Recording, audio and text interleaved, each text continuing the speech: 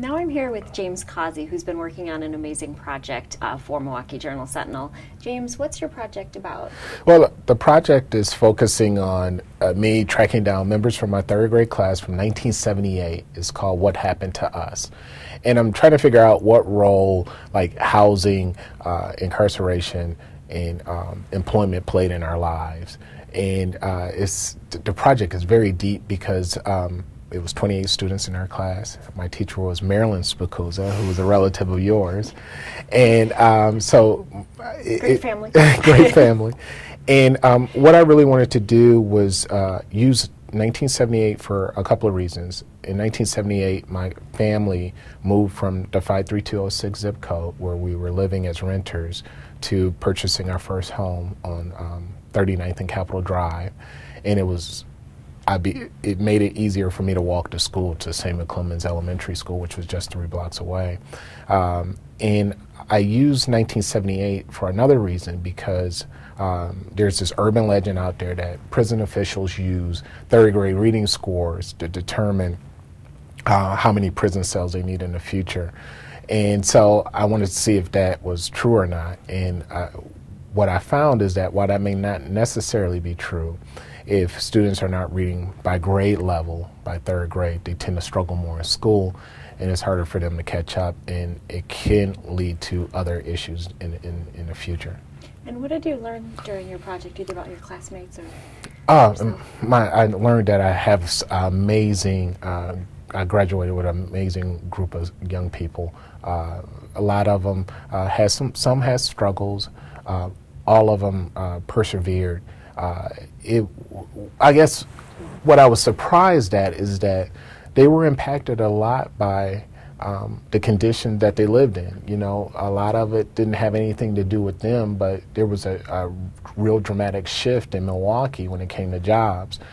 Our parents, 40% of black men worked in manufacturing in the 1970s.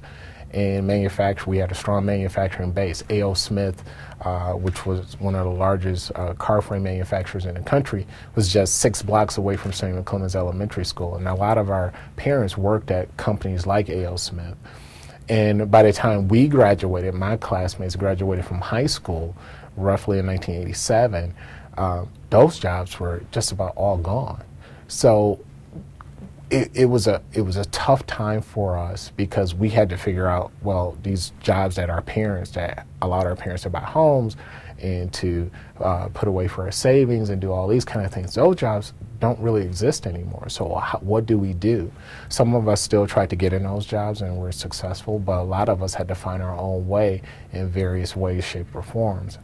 One of my students became an entrepreneur. Some went to the Army. So it really goes into really different ways of how we tried to make it. How hopeful are you that Milwaukee can turn things around? Obviously, it's been tough in some of these years since 1978. Well, we have to turn things around. Let's start there. And there's examples in other cities that are just like us, where they were in similar positions where they actually did turn things around. For instance, in Cleveland, Cleveland has similar demographics to us. They lost a large number of manufacturing jobs. So what they wanted to do, they focused on the leaders there, they called on the anchor institution, the institution that can't leave, the hospitals, the schools, and said, how can you be a part of the solution?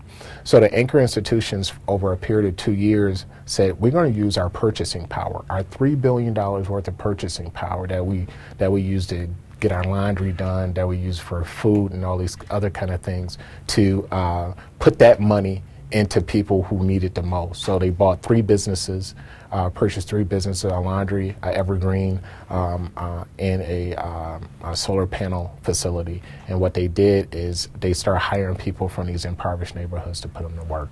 Well, a lot of people have been talking about it and praising your project, so I can't wait to see what comes next. Thank you so much for your time. Thank you. Thanks.